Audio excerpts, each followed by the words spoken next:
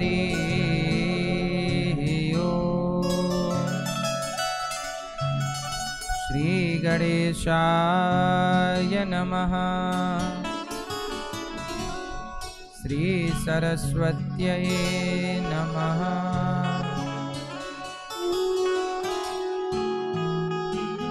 श्रीमते रामानुजाय नमः। नारायणं नमस्कृत्य नरं चैव नरोत्तमं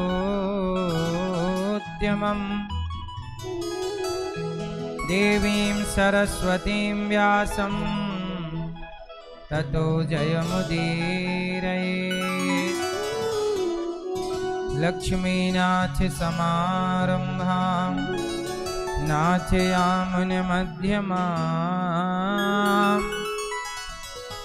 अस्मदाचार्यपर्यन्तां वन्दे गुरु परम्पराम्। जय जय श्री राधारमण, जय जय नवल किशोर, जय गोपी चित चोर प्रभु, जय जय माखन चोर। जय जय माखन चोर, जय जय माखन चोर। राधा मेरी मात है, पिता मेरे घनश्याम, इन दोनों के चरणों में मेरा कोटि कोटि प्रणाम। मेरा कोटि कोटि प्रणाम, मेरा कोटि कोटि प्रणाम। आए हो तो प्रेम से लो हरि का नाम, सब भक्तों को अनिरुद्ध की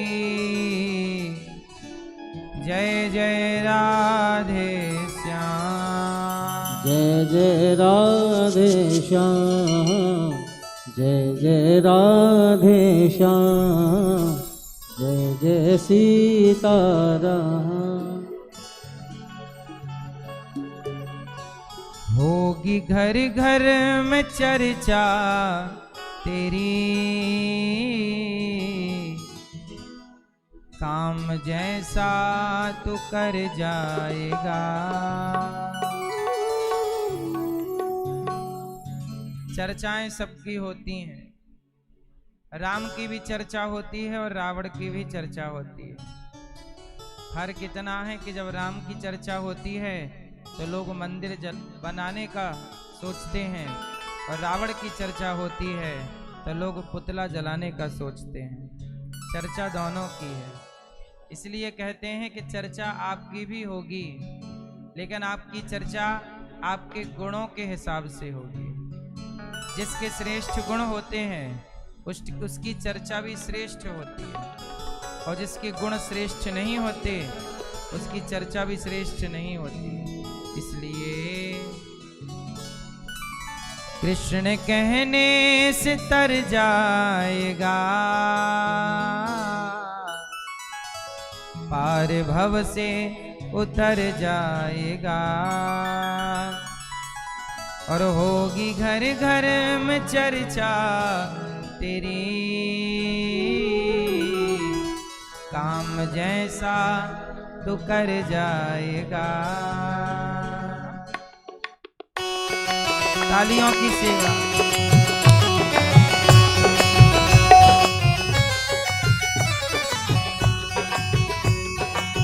जय हो।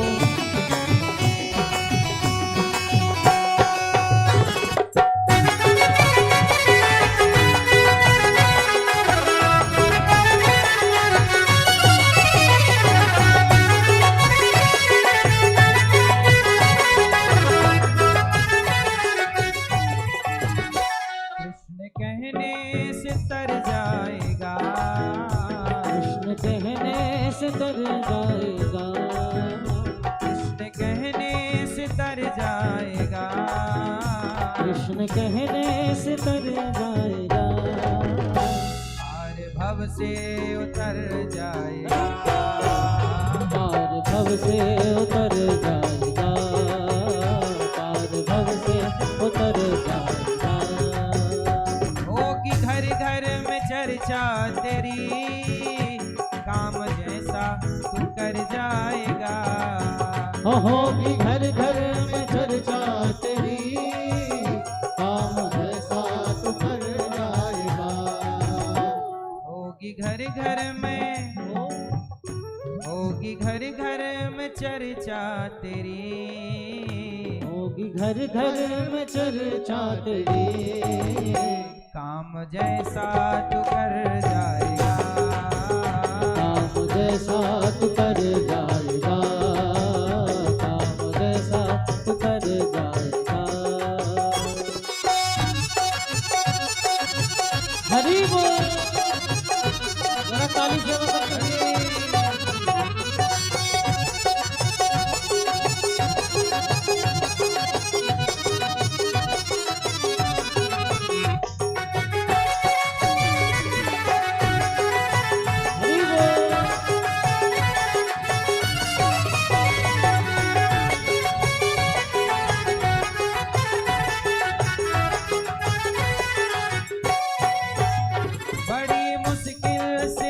तन मिला, क्या पता फिर किधर जाएगा। हो बड़ी मुश्किल से नर्तन मिला, क्या पता फिर किधर जाएगा। बड़ी मुश्किल से ये मानव का शरीर यूं ही नहीं मिल गया, बड़े भाग्य मानुष तन पावा। बड़ी मुश्किल से नर तन मिला, क्या पता फिर किधर जाएगा। बड़ी मुश्किल से नर तन मिला, क्या पता फिर किधर जाएगा। बड़ी मुश्किल से, बड़ी मुश्किल से, बड़ी मुश्किल से नर तन मिला, क्या पता फिर किधर जाएगा। क्या पता फिर किधर जाएगा, क्या पता फिर किधर जाएगा। कृष्ण कहने से कर जाएगा, पार भव से उतर जाएगा, पार भव से उतर जाएगा।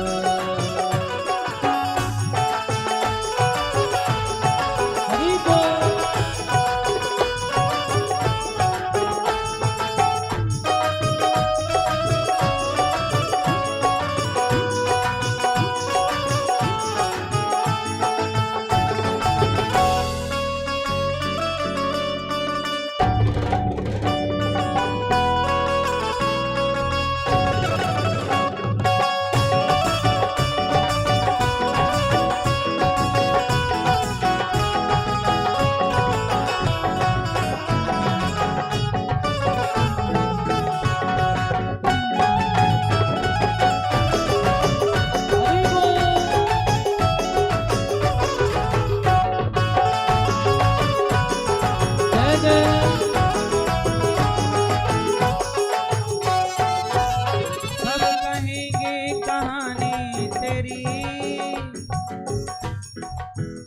सब कहेंगे कहानी तेरी, काम जैसा तू कर जाएगा। सब कहेंगे कहानी तेरी, काम जैसा तू कर जाएगा। सब कहेंगे, सब कहेंगे कहानी तेरी, सब कहेंगे कहानी तेरी, काम जैसा तू कर जाएगा। काम जैसा तू कर जाएगा, काम जैसा तू कर जाएगा।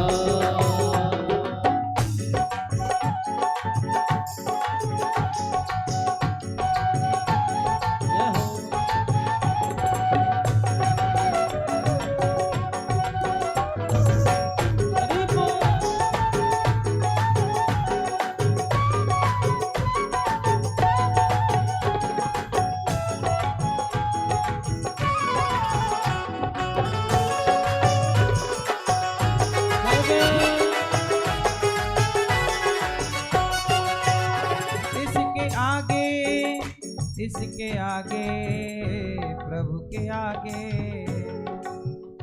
इसके आगे तू झोली फैला, दाता झोली को भर जाएगा।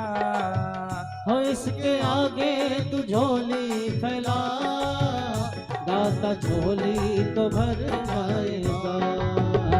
इसके आगे प्रभु के आगे तू झोली फैला, प्रभु के आगे तू झोली फैला, दाता झोली को भर जाएगा। दाता झोली को भर जाएगा, दाता झोली को भर जाएगा। कृष्ण कहने से तर जाएगा, कृष्ण कहने से तर जाएगा, पार भव से उतर जाएगा। भव से उतर जाएगा, भव से उतर जाएगा, भव से उतर जाएगा, पार भव से उतर जाएगा, पार भव से उतर जाएगा, पार भव से उतर जाएगा। श्री कृष्ण गोविंद हरे मुरारी, हे नाथ नारायण वासुदेव। श्री कृष्ण गोविंद हरे मुरारी, हे नाथ नारायण वासुदेव। हे नाथ नारायण वासुदेव, हे नाथ नारायण वासुदेव, हे नाथ नारायण वासुदेव, हे नाथ नारायण वासुदेव।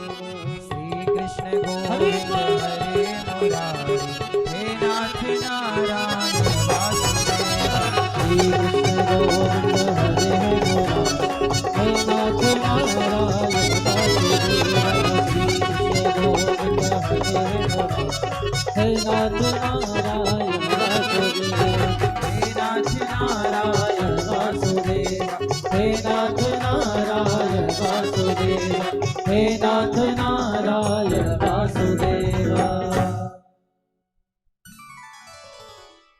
श्री कृष्ण गोविंद हरे मुरारी, हे नाथ नारायण वासुदेव।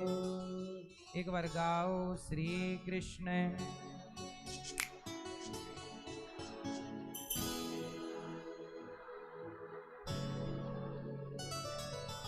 हे नाथ नारायण वासुदेव, हे नाथ नारायण वासुदेव।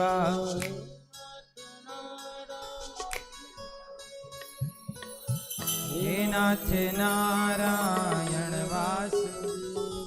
श्री कृष्ण गोविंद हरे मुरारी, हे नाथ नारायण वासुदेव, हे नाथ नारायण वासुदेव, हे नाथ नारायण वासुदेव।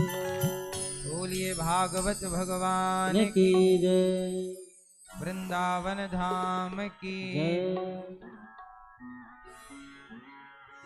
आए हुए सभी भक्तों को जय श्रीमन नारायण, जय श्री कृष्णा, राधे राधे,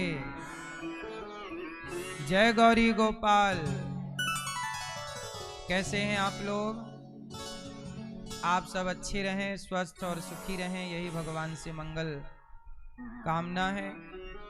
कच्छा की पावन गंगा, वृंदावन धाम की पावन धरा और परीक्षित बन के हमारे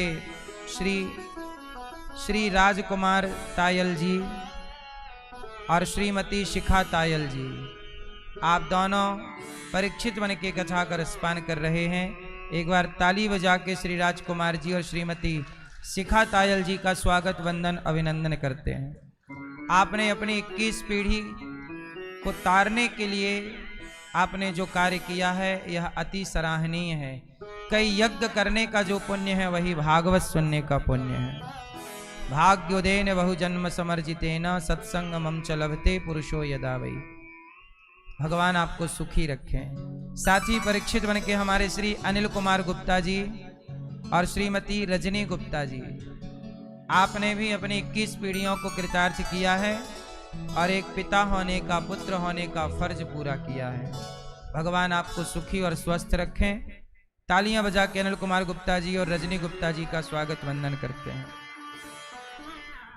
स्वर्गीय श्री राम विलास तायल जी और स्वर्गीय श्री जगदीश चंद्र गुप्ता जी की स्मृति में ये कथा का आयोजन आप सब करा रहे हैं। हर पुत्र को अपने माता पिता का यह कार्य जरूर करना चाहिए। जीते जी माँ बाप को तीर्थ यात्रा करा देनी चाहिए, भागवत सुनवा देनी चाहिए। यदि आपने जीते जी नहीं सुनवाया है तो उनके मृत्यु के पश्चात भी यदि हम उनके निमित्त यह आयोजन करें, भागवत जी सुनाएं उनको, तो वह अपार सुख को पाते हैं। आगे आज की ही कथा में ये सब हम आपको बताएंगे। पुत्र आपके श्री अजय मेघा तायल जी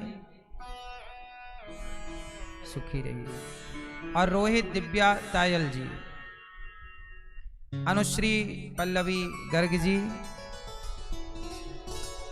और राजश्री प्रखर प्रताप सिंह जी, रितिका गुप्ता जी, समस्त तायल एवं समस्त गुप्ता परिवार, हितकारी उपभोक्ता भंडार मोदी नगर गाजियाबाद नोएडा से आप आए हैं, सबका बहुत बहुत स्वागत, वंदन, अभिनंदन। विराजी यहाँ पर भागवत जी के पोथी पाठ भी चालू हैं, आज से स्टार्ट हुए हैं। जो भक्तजन पोथी पाठ करा रहे हैं आप सबका भी बहुत बहुत साधुवाद। आपने अपने पितरों के लिए बड़ा सुंदर कार्य किया है, उनके कल्याणार्थ। अभी 19 जुलाई से 25 जुलाई पुनः भागवत जी के पोथी पाठ होंगे। आप भी अपने पितरों के लिए भागवत जी का पाठ करा सकते हैं। भागवत जी, भागवत, भा मतलब भा के कहे खुल जात भाग जीवन के, भागवत कितने अक्षर हुए?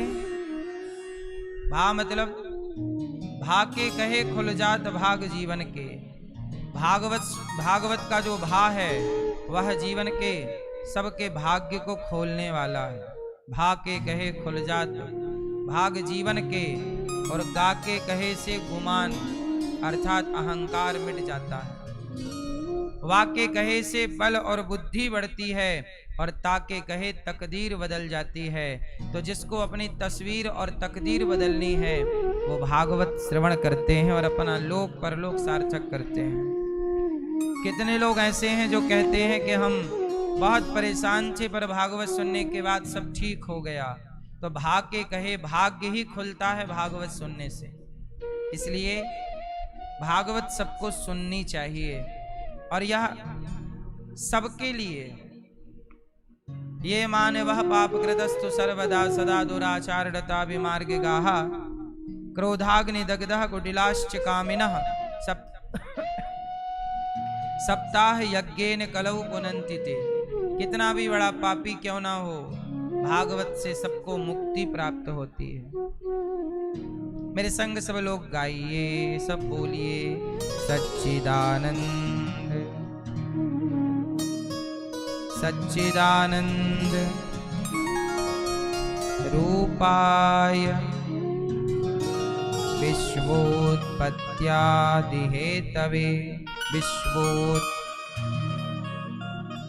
तापत्रय विनाशाय श्रीकृष्णाय वयं नुमः।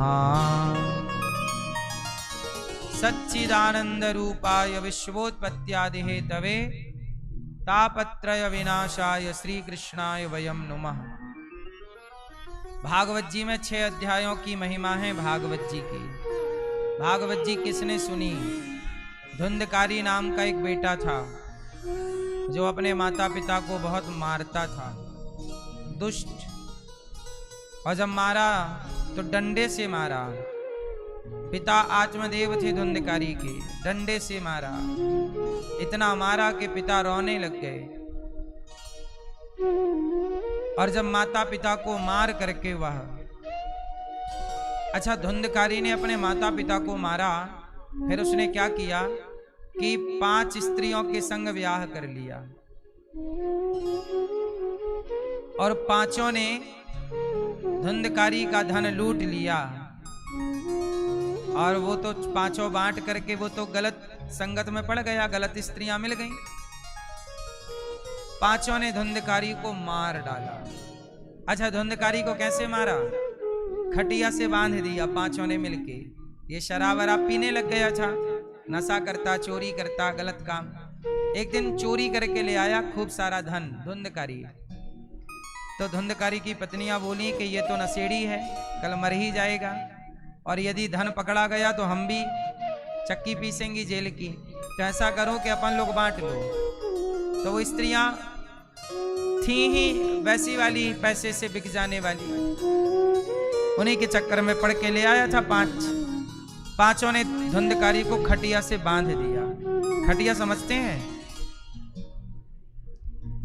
पलंग छोटा सा गांव का, खटिया से बांध दिया और 4 पाई से बांध करके और उसका गला दबाया 5 ने मिलके, एक बारी बारी। पर वो थोड़ा मजबूत था, मरा नहीं। 5 ने सोचा क्या करें कि मर जाएं, तो जलते हुए चूल्हे से अंगार ले आई। अंगार जलता हुआ अंगार डाल दिया मुंह पे, बेचारा जल गया और मार डाला। और मार के जमीन में गड्ढा खोद कर फिनिश। धुंधकारी की ये गति क्यों हुई? धुंधकारी ने जिस मुंह से अपने माता पिता को गाली दी, वो मुंह उसका जल गया। सच बताएं, मैंने बहुत लोगों को यहीं देखा है सब कुछ, आपने भी देखा होगा। अपने माँ बाप को ना इस मुंह से गाली मत दिया करिए। एक आदमी अपने माँ बाप को बहुत गाली देता था, उसका मुंह ही टेढ़ा हो गया। थोड़ा देर लगती है, दिया था उसने 20 साल पहले, टेढ़ा हुआ। अब ईश्वर के यहाँ देर है, अंधेर नहीं। जो जो आपने किया होगा जवानी में, गरम खून में, वो एक समय बाद वापस आता है। धुंधकारी ने भी माँ बाप को सताया, मुंह जल गया उसका, मार डाला।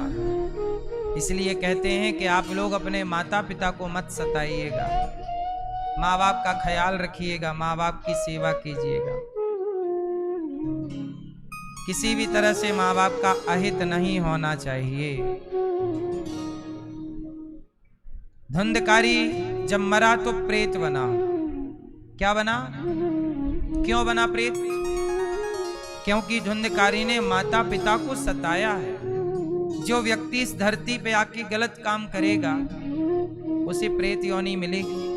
ये मानव शरीर जो है ना, अच्छे कर्म करोगे तो आज मनुष्य हो, कल देवता बन जाओगे। गलत कर्म करोगे तो या तो भूत प्रेत बनोगे या राक्षस बनोगे। इसी से आप आगे जा सकते हैं, इसी से आप पीछे आ सकते हैं। रावण भी मनुष्य है, नहीं है? और राम भी मनुष्य का अवतार लेकर आए हैं। विप्रधेनु सुर संतहित लीन मनुज अवतार। राम भी मनुष्य है, रावण भी मनुष्य है, पर दोनों ने काम कैसे किए? एक ने इतने अच्छे काम किए कि मनुष्य से भगवान कहलाए राम, और एक रावण मनुष्य से गलत काम किया तो राक्षस कहलाया रावण। आप इसी शरीर को पाने के बाद या तो देवता कहलाओगे या तो दैत्य कहलाओगे, या तो कहते हैं ना, बातन हाथी पाइए और बातन हाथी लात। राजा पहले के जमाने में किसी को इनाम में हाथी देते थे, जाओ इन्हें 2 हाथी इनाम दे दो। आपसे खुश हुआ राजा, 2 हाथी इनाम। और यदि आपने गलत काम किया तो राजा बोला इसको चौराहे पे बांध दो और हाथी के पांव के नीचे दबाओ। तो बातों से, अच्छे कार्य से हाथी भी मिल जाता है दान में, उपहार में, गिफ्ट में। और यदि गलत काम होगा तो उसी तो बातन हाथी पाइए और बातन हाथी लात। इसलिए अच्छे कर्म करने चाहिए। धुंधकारी मर के क्या बना मेरी माँ? जोर से प्रेत। आप लोग अच्छे कर्म करिएगा, गलत कर्म कदापि ना हो, कभी ना हो, स्वप्न में भी ना हो। पुरुष तो देखो गलत काम करता है, प्रेत बन जाता है, भूत बन जाता है। स्त्रियां गलत काम करेंगी, पति को सताएंगी, सास ससुर को मारेंगी, डांटेंगी, मार डालेंगी कुछ, तो क्या बनेंगी स्त्रियां? पुरुष तो बन जाएगा माँ बाप को सता के भूत प्रेत। स्त्री यदि सताएगी अपने बूढ़े ससुर को, रोटी नहीं देगी, और सास को सताएगी और सास का गला दबा दे और मर जाए सास, तो वो स्त्री क्या बनेगी? चुड़ैल।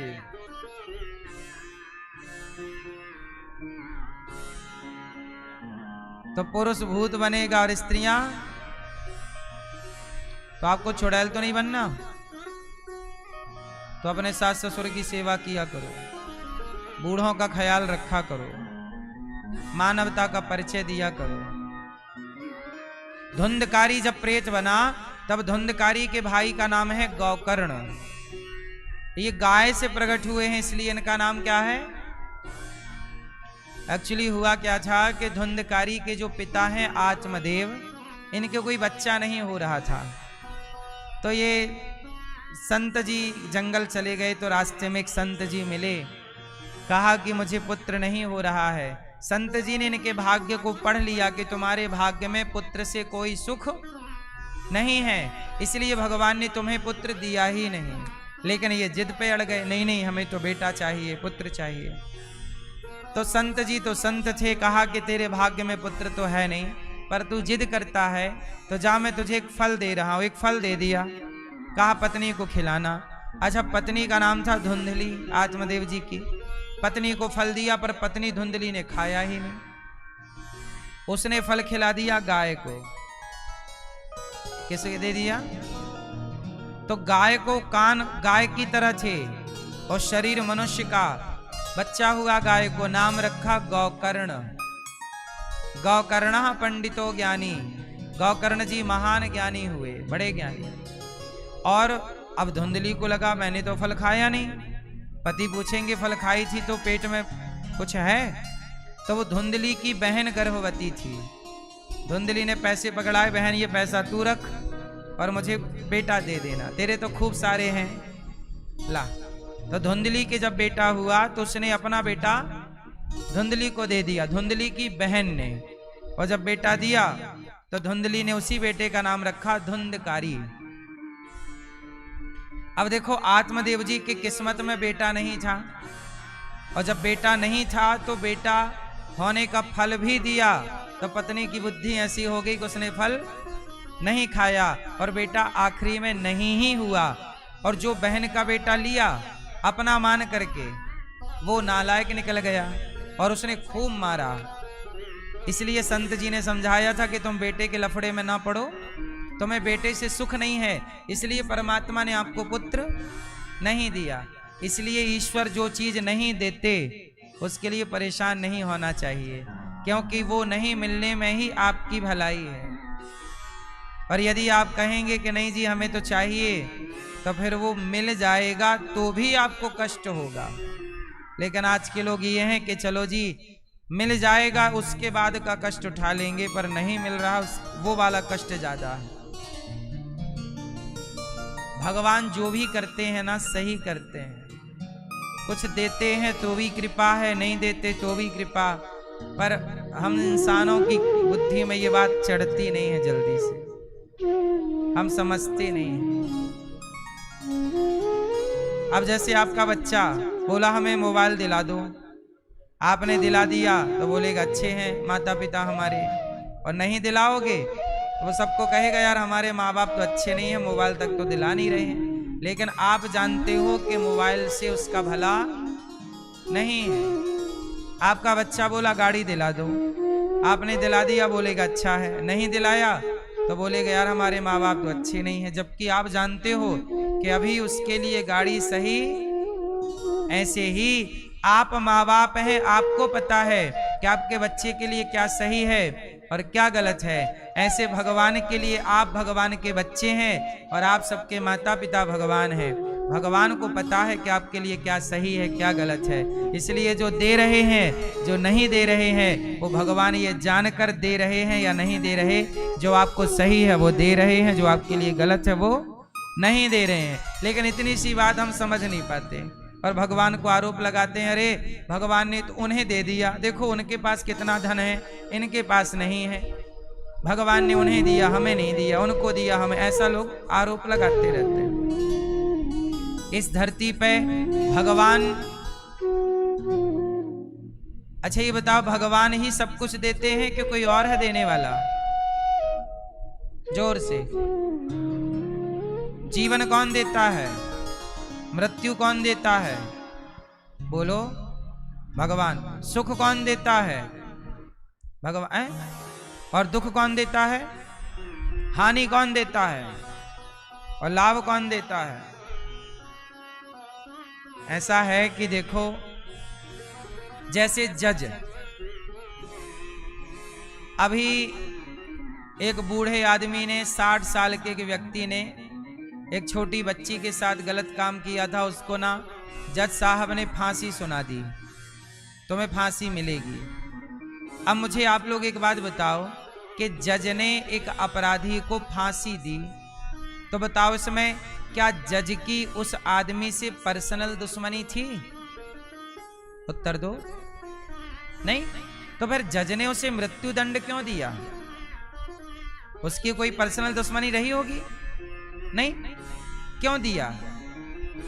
जज ने उसे मृत्यु दंड नहीं दिया, उसके अपने गलत कामों ने, गलत कर्मों ने उसे मृत्यु दंड दिया। जज ने तो केवल एक व्यवस्था के तहत अपना जजमेंट सुनाया है। ऐसे ही ईश्वर जज हैं। ईश्वर, जोर से, जैसे जज किसी को बाइज्जत बरी कर दिया जज ने और किसी को फांसी दे दी, तो जिसको बाइज्जत बरी किया जज की उससे कोई रिश्तेदारी नहीं थी, और जिसे फांसी दी उससे कोई पर्सनल दुश्मनी नहीं। जज ने तो केवल ये देखा कि तुमने अपराध क्या किया है, उसके अकॉर्डिंग दंड मिला है। उसी तरह ईश्वर जज हैं, और आप लोग जैसा कर्म करते हो, अच्छा या बुरा, उस अच्छे बुरे कर्म का फैसला ईश्वर सुनाते हैं। उसी फैसले को आप सुख या दुख कहते हैं, हानि या लाभ कहते हैं, जीवन या मृत्यु कहते हैं, जबकि वो आपका ही है, जबकि वो आपका ही किया गया कर्म है। कभी का, पुराना भी हो सकता है, पिछले जन्म का भी हो सकता है, 100 जन्म पुराना भी हो सकता है, लेकिन हम लोग आरोप ईश्वर पर लगा देते हैं कि आपके कारण हमें ये सब कुछ मिलना हुआ है। इसलिए भगवान किसी को दुख नहीं देते। कौन दुख देता है? व्यक्ति का अपना कर्म। सुख कौन देता है? इसलिए कहते हैं अपने कर्मों को सुधारना स्टार्ट कीजिए। पूरा खेल कर्मों का है, पूरा खेल कर्मों का। धुंधकारी प्रेत क्यों बना? क्योंकि उसके कर्मों का फल था। उसने माँ बाप को मारा, प्रताड़ित किया, जब मरा तो कुत्ते की मौत मरा, गलत दर्द से मरा, पीड़ा से मरा, जलकर मरा, और वह प्रेत बना क्योंकि वह उसके कर्मों का। ऐसे ही आप जीवन भर जो कर्म करते हैं उसका कोई तो हिसाब लेगा। आपको ऐसा लगता है कि कोई देख नहीं रहा है, यहां वाला भले ना देखे, वो ऊपर वाला तो देख ही रहा है। लाख आंख से देख रहा है तुझे देखने वाला। अच्छा एक बात बताओ, आप कितने लोग अच्छी जिंदगी जीना चाहते हैं, खुशहाल? सब चाहते हो ना? तो बस इतनी सी मेरी बात मान लो, अच्छे कर्म करना स्टार्ट कर दो। बस सिर्फ किसी का दिल मत दुखाओ, किसी को बेवजह कुछ मत कहो। पैसा दिया है तो अकड़ मत दिखाओ, किसी को नीचा मत दिखाओ, पैसे की गर्मी मत रखो। आप सही दिशा पर सही काम करो। आपका जवानी, बुढ़ापा, सुखमय बीतेगा, बच्चों का जीवन सुखमय चलेगा। वरना जब ईश्वर का फिर हिसाब चालू होता है, सब जब ईश्वर का हिसाब चालू हुआ तो कर्मों का दंड रावण को मिला। क्या मिला? रहा न कोकुल रोब निहारा। रावण जब मरा तो रोने वाला कोई नहीं था, कोई आंसू बहाने वाला नहीं था। मंदोदरी कह रही है, महाराज जब आप चलते थे तो धरती डोलती थी। रावण चलता तो धरती तो इतना बलवान था रावण, इतना देवताओं की तरफ देख लेता रावण तो देवता सिंहासन से उठ करके खड़े हो जाते। ये रावण का वर्चस्व था। रावण देवताओं की ओर देख ले तो रावण खड़े हो जाए हाथ जोड़ के। ये रावण का पावर था। ब्रह्मा जी आए वेद पढ़ाने तो रावण के द्वारपाल ने ब्रह्मा जी को रोक दिया। हे ब्रह्मा जी, थोड़ा विश्राम करिए यहीं द्वार पे। ब्रह्मा जी बोले कि रावण को वेद पढ़ाना है। बोले वो अभी अभी आए हैं, जानकी जी का अपहरण करके थके हुए हैं, थोड़ा विश्राम कर रहे हैं, थोड़ा वेट कीजिए। ब्रह्मा को वेट करना पड़ता था। रावण के चौकीदार बोले बैठो। ब्रह्मा को बोल रहे हैं। किसको बोल रहे हैं? ब्रह्मा जी को बोल रहे हैं। रावण के चौकीदार बैठो आप, महाराज बाद में मिलेंगे। ब्रह्मा जी चुपचाप बैठ जाते, अपने वेद की पुस्तक लिए। ठीक है बैठो। ये रावण था, इतना पावर। शंकर जी को बोले सुनो, सावन का महीना आ गया है, हम कैलाश वैलाश नहीं आ पाएंगे, आप आ जाओ जरा देर के लिए लंका, अभिषेक करना है। श्रृंगी लेता, जैसे आप नहीं सावन में माटी के शंकर जी बनाते हो, माटी के शंकर जी के फिर दूध से आप अभिषेक करते हो, जल से अभिषेक करते हो। रावण बोला शंकर जी आओ। आए शंकर जी, बैठाए और श्रृंगी लेके शंकर जी के ऊपर अभिषेक करता रावण। ऐसा रावण, ऐसा रावण जो शिव जी को बुला ले, ब्रह्मा जी को भेंट कराए, देवताओं। रावण की लंका में रावण के सिंहासन के नीचे शनि महाराज पड़े रहते थे। रावण के सिंहासन के नीचे कौन था? देवता लोग हाथ जोड़े खड़े रावण के आगे। ऐसा रावण जब मरा तो कोई रोने वाला? हाँ, जब रावण का ये हाल हुआ तो तुम किस बात का घमंड पाले बैठे हो? क्या है आपके पास? कितनी दौलत कमा लिए हो? घमंड नहीं, अहंकार रावण का नहीं चला, हमारा तुम्हारा क्या चलेगा? इसलिए आम का पेड़ फलों से भरता है तो डालियां झुकती हैं। झुकता वही है जिसमें जान होती है, अकड़ खास मुर्दे की पहचान होती है। सच बताओ, रावण को किसने मारा? किसने मारा? रावण को राम ने नहीं मारा, रावण को उसके अपने कर्मों ने ही मार डाला। क्यों मैया, सही है? रावण को किसने मारा? राम जी ने तो केवल जज बन करके फैसला दिया कि तेरी मृत्यु, लेकिन रावण के कर्म यदि बुरे ना होते तो क्या रावण को राम जी मारते? क्यों मारते? ऐसे ही आपके कर्म बुरे ना होंगे तो आपको कोई क्या बिगाड़ लेगा, और आपके कर्म बुरे होंगे तो चाह करके भी फिर कोई रोक नहीं सकता। इसलिए पूरा खेल कर्मों का है। इसलिए जीवन में सुख चाहते हो, अच्छे कर्म करो। हाँ, भला कीजिए भला होगा, बुरा कीजिए बुरा होगा। भला कीजिए भला होगा, बुरा कीजिए बुरा होगा। वही लिख लिख कर क्या होगा, यही सबको चुकाना है। मैया जी झूठ मत बोलो, प्रभु के पास जाना है। भला कीजिए भला होगा, भला कीजिए भला होगा, बुरा की जय बुरा होगा, बुरा की जय बुरा होगा, भला करो भला बुरा करो, यही सबको चुकाना है, यही सबको चुकाना है, यही सबको चुकाना है, यही सबको चुकाना है। यही होगा हिसाब। रावण का हिसाब यही हुआ कि नहीं? धुंधकारी मरा, हिसाब यही प्रेत बना। फिर जब प्रेत बना तब उसने अपने भैया गौकर्ण जी जो गाय से प्रकट हुए ना, उनसे बोला भैया मैं वो भटक रही उसकी आत्मा, तो भटकती आत्मा कुछ तो कहे। तो धुंधकारी ने अपने भैया से, कभी वो इंद्र बन जाए, कभी वो देवता बन जाए, कभी भैंसा बन जाए। तो ये बड़े भक्त थे गौकर्ण जी। गौकर्ण जी बोले कि कोई सताया हुआ जीव है। तो हाथ में जल लेके मंत्र पढ़ के डाला, कौन हो तुम?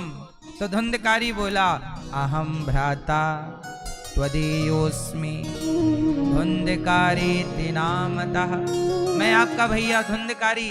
गौकर्ण जी बोले कि तुम मेरे भाई धुंधकारी? अरे मैंने तो तुम्हारे नाम का गया में श्राद्ध भी कर दिया है ना, गया श्राद्ध सते नापी मुक्तिर में न भविष्यति।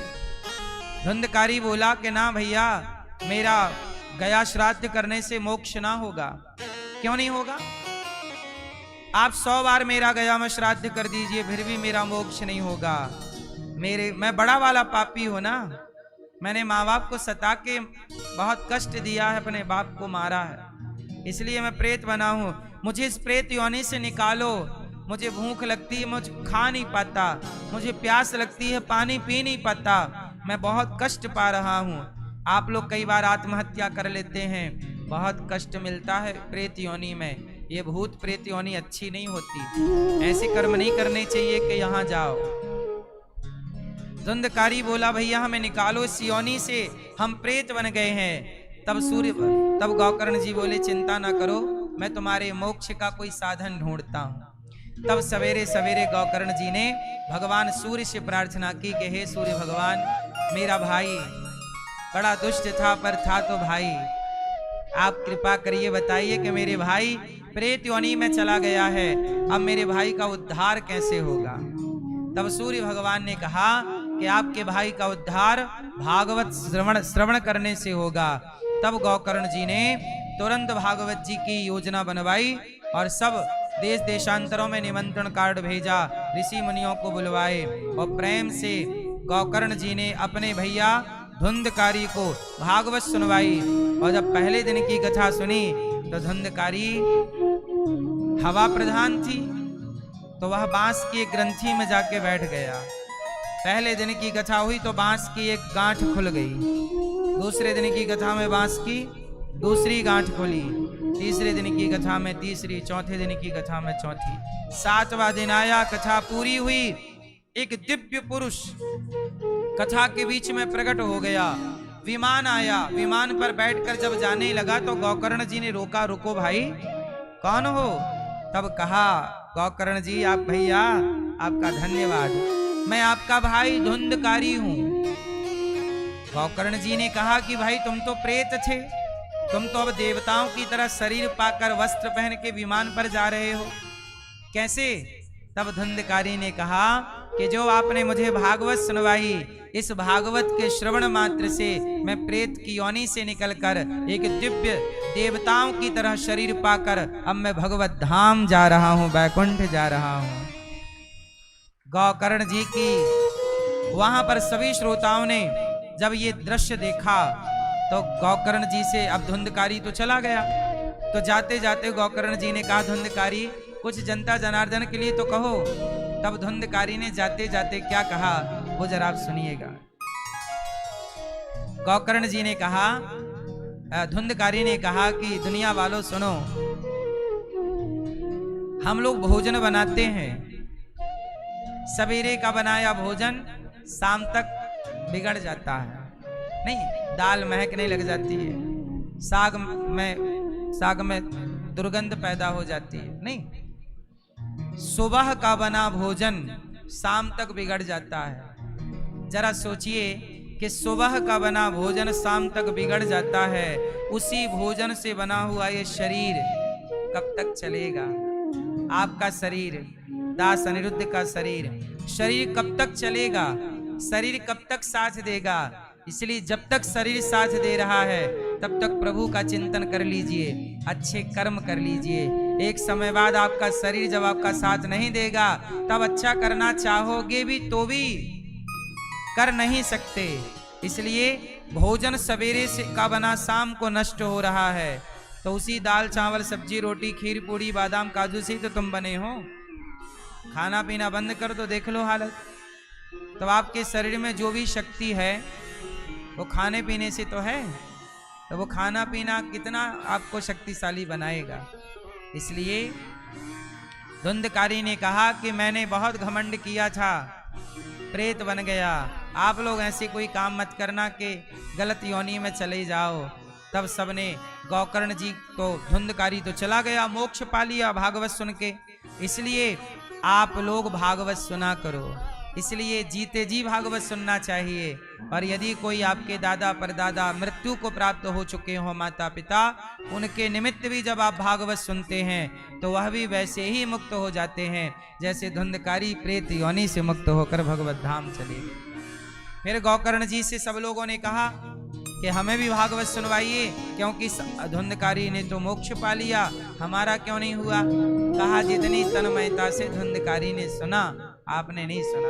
तब दूसरी बार वहां भागवत जी हुई और गोकर्ण जी ने भागवत सुनवाई, तो हर जीव जंतु भी भगवत धाम भागवत सुन के सब भगवत धाम गए। तो ये भागवत की महिमा है। देवता भी तरसते हैं। एक बार जब परीक्षित जी भागवत सुन रहे थे तो देवता आए और कहा कि हमें भागवत सुनाओ। तब सुखदेव जी ने कहा क्वा सुधा क्व कथा लोके क्व कांचः क्व मणिर्महान।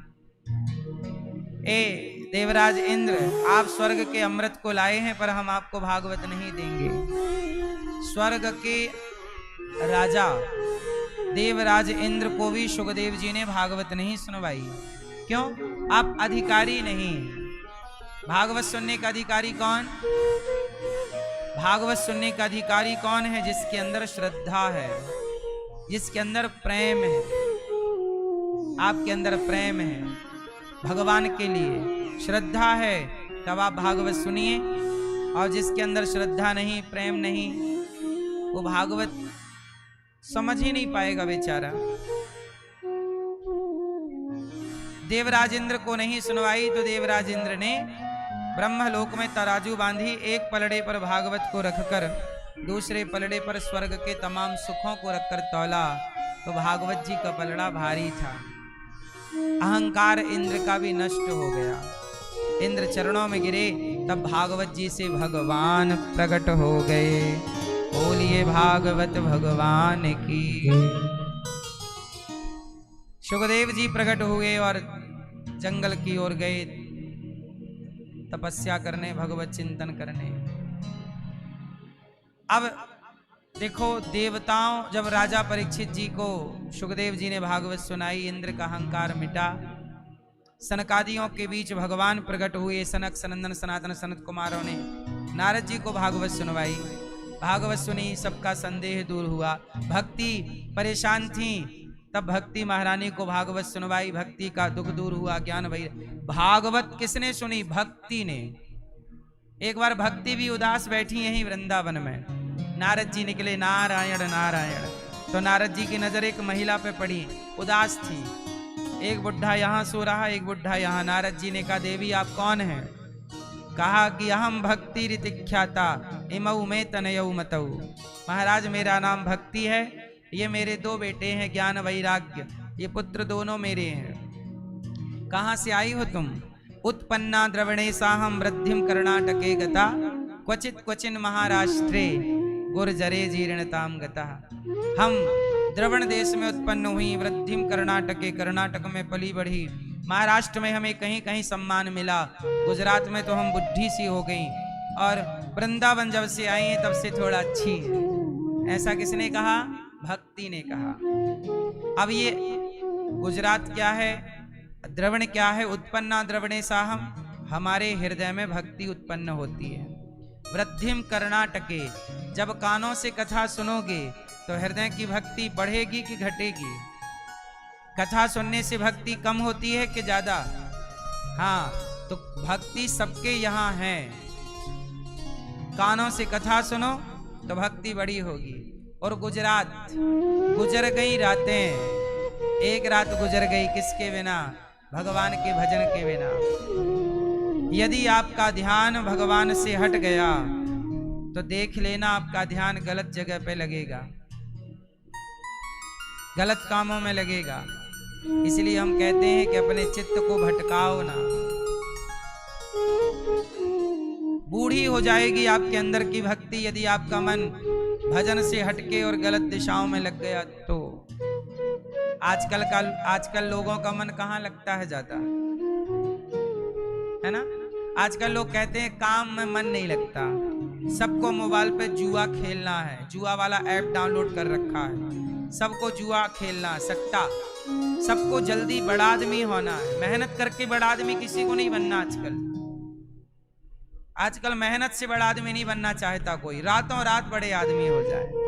तो चलो जुआ का ऐप डाउनलोड कर लिया और जुआ खेल रहा है, और जुआ खेलने के चक्कर में लाखों हार गया। जो घर की पूंजी थी वो भी खत्म, ना घर का रहा ना घाट का। अरे जुआ खिलाने वाले जो ऐप होते हैं वो अपने कमाई के लिए बने हैं, तुम्हारे लिए नहीं बने हैं। इतनी सी बात तुम नहीं समझ पाए तो तुम बेवकूफी तो हो एक नंबर के। इसलिए कहता हूं मेहनत पे भरोसा करो। आप मेहनत कीजिए, अच्छी प्लानिंग कीजिए, और कोई जुआ खिलाए भी और कहे कि जीत जाओगे हम आपको 10 लाख जिता देंगे, जुआ का पैसा जीत भी जाओ और आपके पास 10-5 लाख आ भी जाए तो वो पैसा आपको फलेगा नहीं।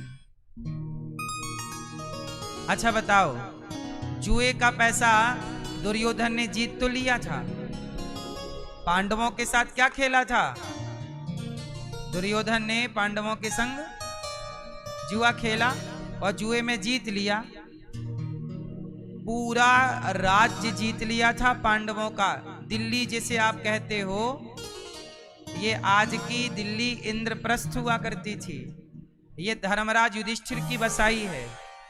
धर्मराज युधिष्ठिर जी को बंटवारे में यही मिली थी, और जब यहाँ का सुख संपन्नता दुर्योधन ने देखा, उसके तोते उड़ गए और उसने जुआ का ऐलान किया और जुआ खेलने के निमंत्रण दिया। और धृतराष्ट्र महाशय ने कह दिया कि बेटा धर्मराज जरा भैया खेल लो, तो खेला और खेल में पूरा जुआ हार गए। कौन हार गया? धर्मराज युधिष्ठिर जी हार गए। और पूरा धन, पूरी सेना, पूरा धन, पूरा खजाना, पूरा बाण धनुष, जो भी उनके अस्त्रालय शस्त्रालय थे, सारा कुछ जीत गया। कौन? दुर्योधन जीत गया। दुर्योधन जुए में सब जीत गया, लेकिन जीता हुआ 15 साल भी नहीं चला, सर्वनाश हो गया। तुम जुए से धन जीत भी लो तो वह धन तुम्हें फलीभूत ना होगा।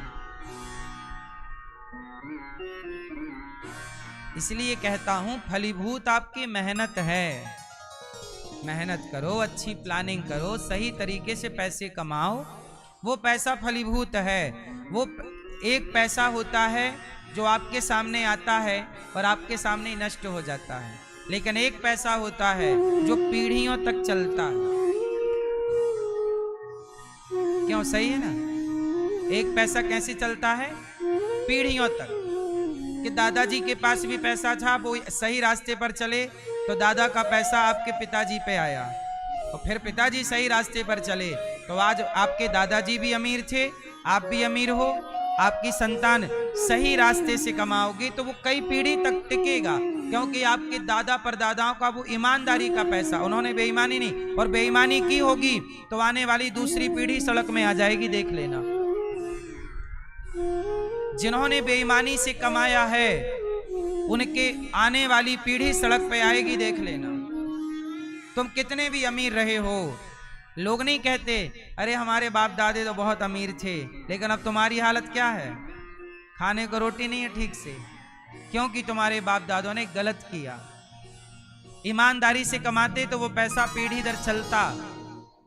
इसलिए कहता हूं पैसा गलत तरीके से कमाया तो था, तुम्हें समझ में क्यों नहीं आता?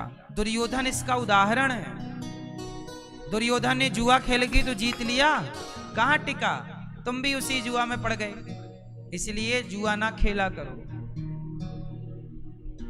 दादाजी क्या चालू हो गई? सुनो, क्या नहीं खेलोगे? आप लोग खेलते हैं जुआ हुआ? आप भैया जुआ नहीं खेलना, आप खेलते हो? मोबाइल वाला कभी मत खेलना। हमें चाहिए ही नहीं फोकट का पैसा।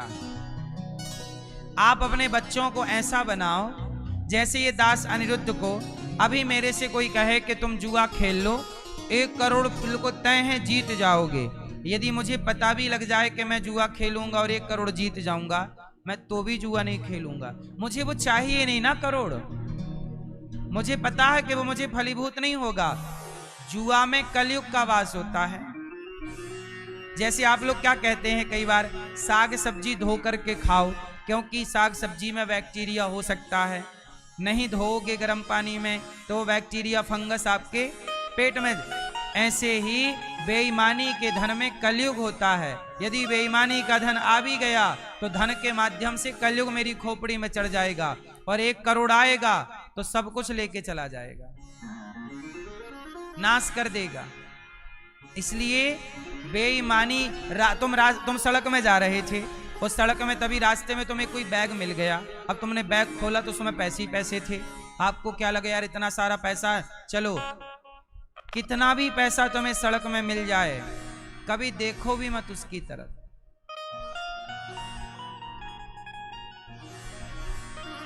सीता कौन है? साक्षात लक्ष्मी। और किसकी लक्ष्मी है? राम की। सीता जी कौन है? साक्षात, जोर से, लक्ष्मी। और किसकी लक्ष्मी है? नारायण की। और नारायण कौन है? राम। साक्षात लक्ष्मी है। नारायण की लक्ष्मी उठा लिया रावण ने। जब आप दूसरे का धन उठा लोगे, दूसरे का धन हड़प लोगे, सर्वनाश हो जाएगा कि नहीं? देख लो रावण का हाल।